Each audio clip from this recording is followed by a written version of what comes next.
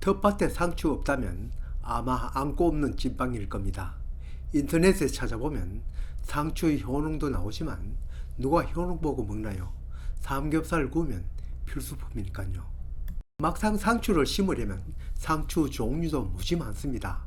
여기처럼 치마 상추도 있고 이 치마 상추도 적, 흑, 청 등 색깔별로 있습니다. 잎이 오글오글한 축면 상추도 있습니다.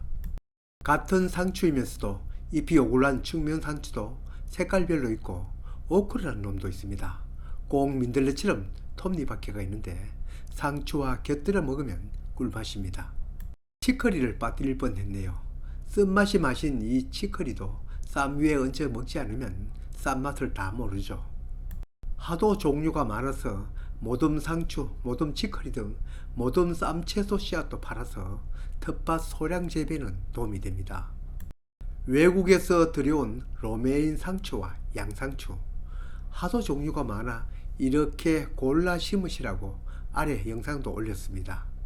상추 몇 포기 심지 않으려면 근처 육묘장이나 시장에서 모종 사서 심으면 편하겠지만 씨앗값 비싸지 않으니 내 맘에 맞는 거 사서 파종하에 길러보는 것도 보람이 있습니다.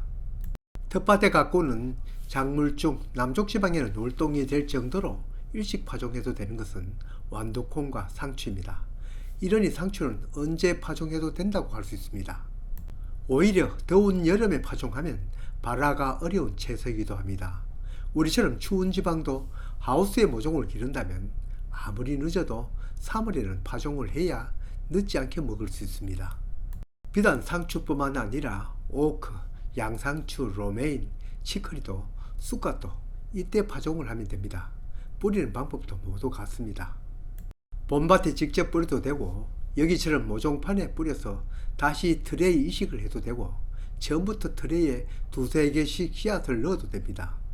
상자 안에 막 뿌려도 약간의 골을 만들어서 줄 뿌림을 해도 되고 그냥 흩어 뿌림을 해도 됩니다. 중요한 건 절대 깊이 묻으면 안 됩니다. 호광성, 즉 광발화 종자이기 때문입니다. 광발화 종자란 씨앗이 햇빛 에너지를 받아서 싹이 트는 씨앗을 말하는데 상추처럼 작은 씨앗은 대부분 광발화 씨앗입니다. 씨앗이 워낙 작아 싹이 트는 데 필요한 에너지가 씨앗에는 없습니다.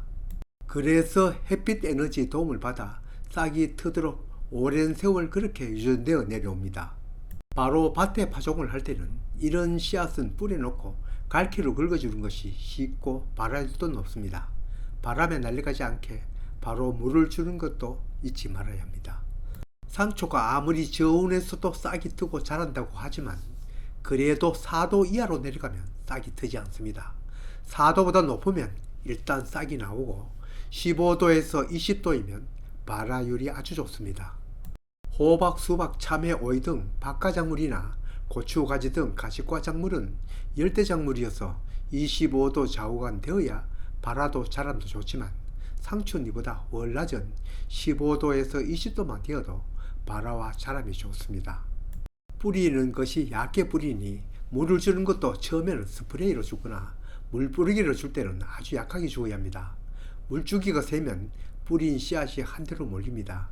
씨앗이 상토 깊이 묻히지 않았으므로 급수는 자주 해야겠죠. 상추 뿌리기 작업을 마쳤으면 이름과 심은 날짜를 기록한 이름표를 꽂아두는 것이 헷갈리지 않겠죠. 두는 것도 당연히 밝은 곳에 두어야 합니다. 남은 씨앗은 2차 파종이 예상되면 봉투를 닫아 시원한 곳에 보관하고 혹 내년에 뿌릴 것 같으면 밀봉하여 냉장고에 넣어두는 것이 발화율이 떨어지지 않습니다.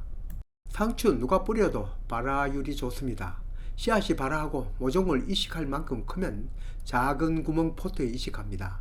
이때는 칼끝이나 나무 젓가락이 가장 쓸모 있습니다. 금방 이식한 모종을 사름이 될 때까지 하루 이틀간 응달에 두었다가 다시 양달로 옮깁니다. 고추나 가지 같은 것을 제외하고 보통 모종 기간은 한 달, 기온이 높으면 더 단축됩니다. 모종 후 뿌리가 트레이 공간에 가득 차면 노지에 정식하면 됩니다.